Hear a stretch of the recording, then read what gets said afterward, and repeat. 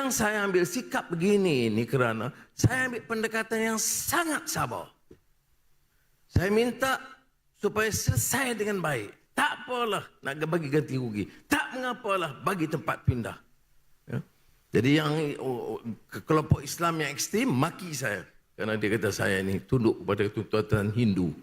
Yang kelompok Hindu yang melampau pula kata ini saya ini nak Islamkan semua. Apatah lagi masjid itu nak dinamakan Masjid Madani. Sampai kan kawan-kawan saya pun kata, Anwar, tak usahlah tukarlah nama masjid itu. Ini jadi pemimpin bacol bagaimana mungkin. Bukan kita lakukan kesalahan. Cadangan kita itu tanah milik, saya cek semua betul.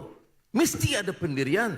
Untuk memimpin, mesti tegas dalam hal-hal sedemikian. Jangan zalim, jangan anai, jangan robohkan. Tapi, jangan tidak lakukan apa-apa. Kawasan-kawasan amalan di situ, masjid-masjid berdekatan, sesak. Perlu ada tempat baru. Jadi, sebab itu saya akan teruskan untuk meletakkan batu asas masjid pada 27 hari bulan.